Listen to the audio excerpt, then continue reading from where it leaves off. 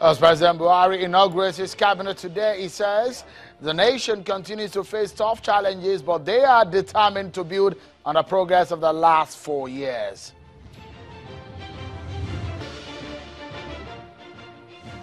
And Presidential Elections Tribunal has reserved judgment to a date to be communicated to all the parties involved in the petition filed by Atiku Abubakar and the PDP challenging the election of President Muhammadu Buhari.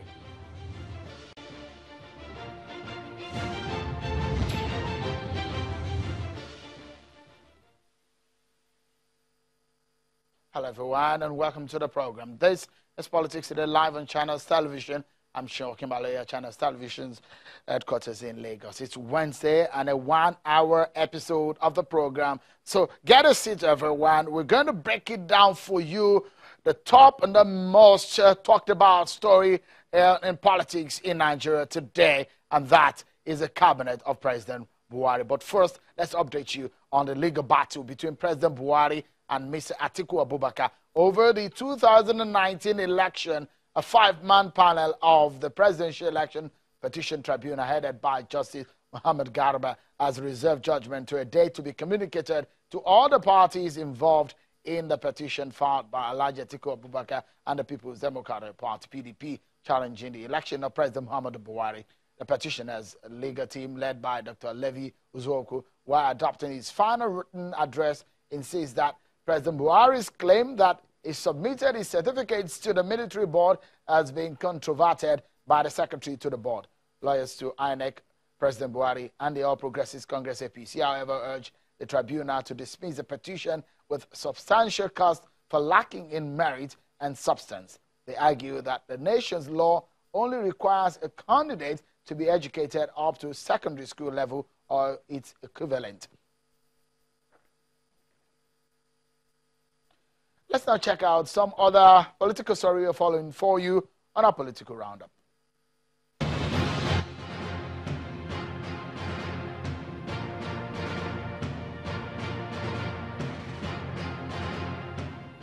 The former governor of Imo State, Senator Rochas Okorocha, has accused the PDP government in Imo State of initiating actions and policies that is targeted towards witch-hunting him and discrediting his achievements when he was the governor of the state.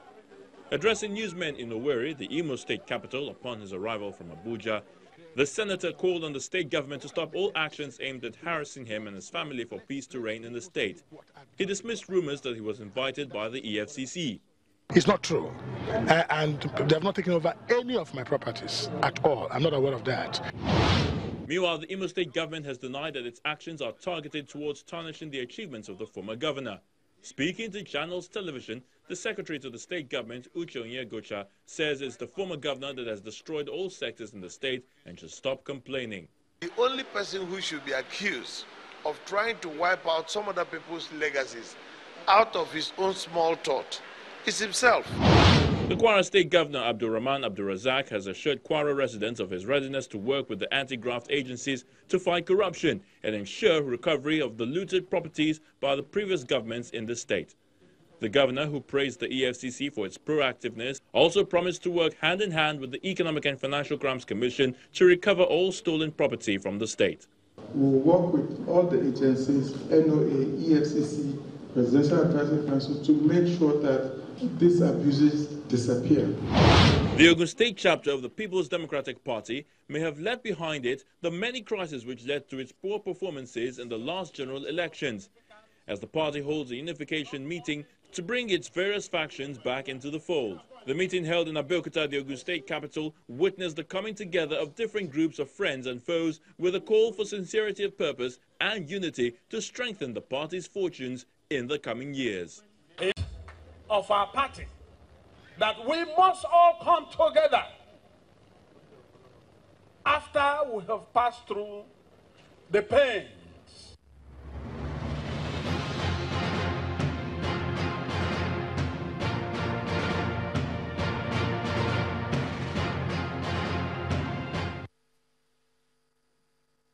And now to our major topic of the day.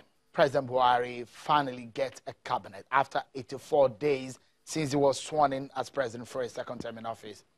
The president sworn in 43 ministers, though 44 ministries, including that of the petroleum, which he heads at the Federal Executive Council, members of the State House in Abuja. The Secretary to the Government of the Federation, Mr. Boss Mustafa, was first in line in the swearing-in ceremony as he took oath of office. In batches, the minister took the oath of office. The ministers are now saddled with specific roles in the different ministries where they will be expected to function for the period of 4 years. Some of the ministers that retain their former portfolios are Mr. Zainab Ahmed in Finance, Adamu Adamu in Education, Geoffrey Onyema for Foreign Affairs, Chris Ngige for Labor and Productivity, Lai Mohammed for Information and Culture.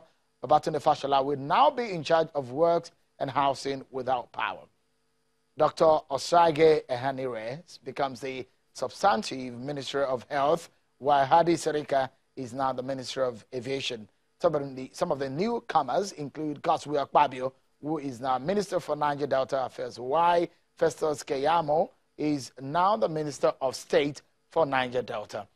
Retired Major General Bashir Magashi for Defense, Pauline Talin for Women Affairs, Senator Gbemisola Saraki is the Minister of State for Transportation, Mr. Clement Kemedu is the Minister of State for Budget and National Planning, Mr. Salah Mahmoud will be in charge of the Power Ministry, while Mr. Godwin Agba is the new Minister of State for Power. Former Governor of Bayelsa State, Temipre Silva, is the new Minister of State for Petroleum, which is still under the President. The President has asked the new ministers to be dedicated and focus on the vision of his administration. Take a listen to him. Protect. Over the past 4 years, we have made enormous progress in tackling difficult challenges faced by the country. We have excited the country from recession, restored economic growth, curbed inflation, and shored up our external reserves. As a result, we have witnessed 8 quarters of consistent growth over the past 2.5 years, providing more opportunities to more Nigerians. However, our nation continues to face tough challenges, and we are determined to build on the progress of the past 4 years in order to fundamentally shift Nigeria's trajectory and improve the well-being of our people. Well, the President is optimistic, but with the caliber of people brought together, can they get the job done? Plus, are the roles rightly apportioned in the case of the round pegs in round holes, considering also the responsibilities on the burden of this cabinet to perform based on the realities on the ground and some of the roles and tasks set before them? Tonight, we shall be dissecting the issues. My panel are from experience from the civil service, former minister, and experienced politicians who will be dissecting this issue for us to understand. Let me quickly go to our Abuja studio and get to talk to an experienced former civil servant, Dr. Joe Abah, is joining us from our Abuja studio. Dr. Abah, it's good to see you on a day like this. Thank you so much for joining us. Let me first get your take on the ministers, the caliber of people being brought together, the 43 men that make up the ministers, and first and foremost, the task set before them. Are you impressed with the crop of people that are put together in President Buhari's second-term cabinet? Well, good evening, Seun. I don't know all the ministers personally. I think the first thing to say is that the president has virtually absolute power on who he appoints as minister, and he has appointed those who, in his estimation, are able to help him fulfill his priorities in the next 4 years. And he has similarly assigned them to ministries and portfolios that he believes that they will be best placed to deliver on.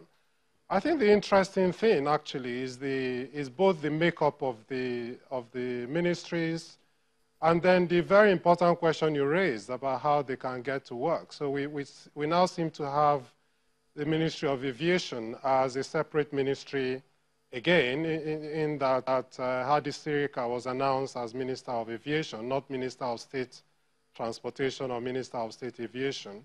There now appears to be a new Ministry of Special Duties, which again had disappeared over the last 4 years.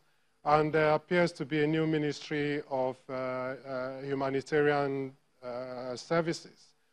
So those are quite interesting.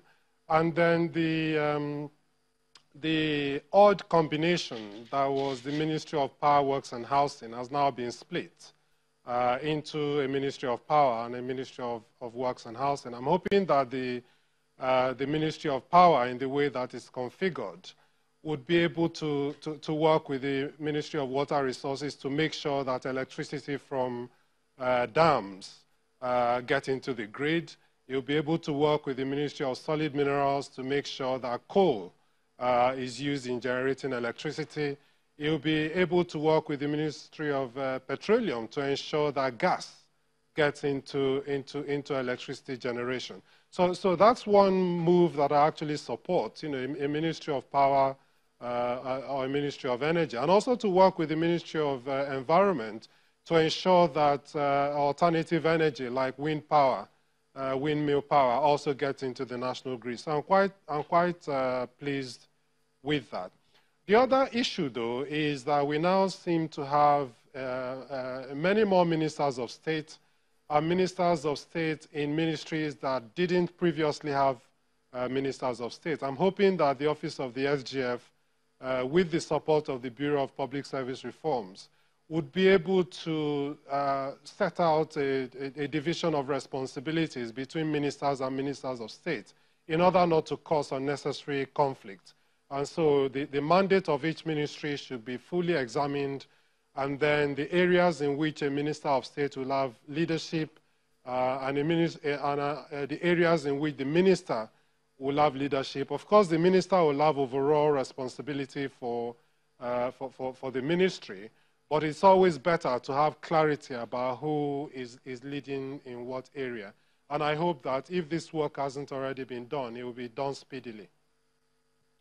Dr. Abah, there are now 3 ministries considering that created, or well, that there was a special duties ministry before now, but we now have it brought back, like you said, and intergovernmental affairs, Ministry of Police Affairs, Ministry of Humanitarian Affairs, Disaster Management, and Social Development.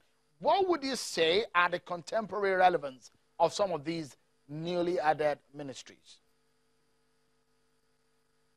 Well, some of them I'm not entirely sure about, because the Ministry of Police Affairs did exist before, and then in the last dispensation, the functions of that ministry were merged with that of the Ministry of Interior.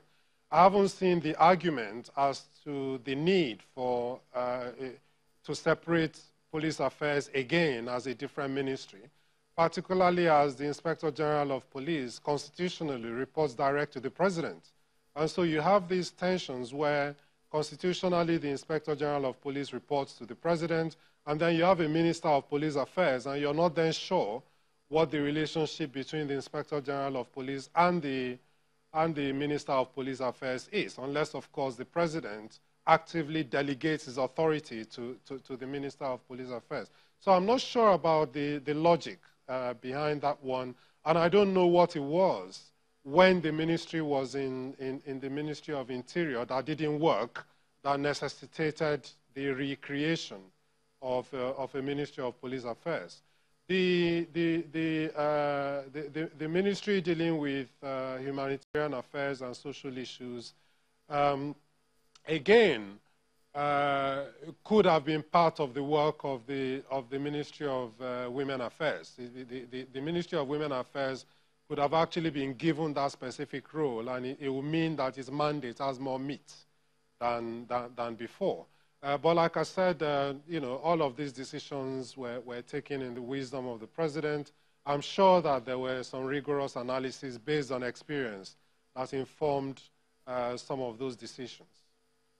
Dr. Abah, I mean, you are an experienced a former civil servant, and you have actually done a lot of work in terms of civil service reforms.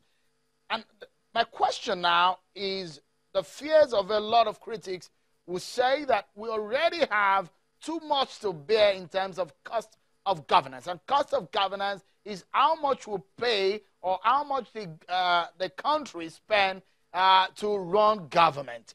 With the new creation and the long list of 44 or 43 or that's about 39 or so ministries, are we bearing more than we can chew as a nation? No, I don't think it's up to 39 ministries, because initially we had 24 ministries in the last administration. And I think maybe 4 or 5 may now have been added. So it comes to about 29, which is still less than we had before 2015. Before 2015, we had 31 ministries. But the point you make about the cost of governance is a very important one. And it's one that I've talked and written about for quite a while. Yes, the ministries have been expanded, and that's likely to increase the cost of governance in terms of running ministries, because you then have to pay and staff more ministers. But the civil service itself hasn't expanded. So it's just the same 82,000 or so core civil servants now spread into more ministries. But the real cost actually is in the creation of agencies and parastatals, because this is what, in my view, actually leads to the ballooning of the cost of governance. So almost every day, we're creating a new agency or parastatal. Every single law that we pass includes the creation of a new agency or parastatal. That actually is where I think the bulk of the cost is. And unfortunately, that is an area that government hasn't really done anything about. As far back as 2012, the government adopted the Orosanye report, published a white paper in 2014. And since that white paper has been published, not a lot has been done, even on the ones that the government agreed to do. It rejected a number of recommendations that the Orosanye report made, but even the ones that he agreed to do, he hasn't implemented. And when the Buhari government came in 2015, it had pledged to focus on the cost of governance and the implementation of the Orosanye report. That hasn't moved forward. Instead, a number of new agencies and parastatals have been created, both by government itself, both by the executive, and a lot more by the National Assembly itself. So I think there's still a need to get a handle on this issue of creation of agencies. Many people focus too much on ministries and ministers, and while it is important to do so, the news today has been dominated by the creation of a few new ministries and the portfolio of ministers. I doubt that we've ever actually had a focus on how many directors generals we have, how many executive secretaries we have, and how many agencies of government we have. And for that to dominate the news for a whole day, just like we've had the cabinet dominate the news today. But it's actually the agencies and parastatals that cost us the most money. Okay, Dr. Joe Abah, giving us the benefit of your experience in the civil service, but we have since been joined by Mr. Inuwa Abdul Kadri. Is a former minister of sports, and also we've been joined also by Chief Olabode George, a member of the PDP Board of Trustees. But we go on a short break. When we come back, we dissect the political inclinations of some of the dimensions of the president's formation of cabinet, implications for Nigeria, and the task ahead. Don't go anywhere. We just got started.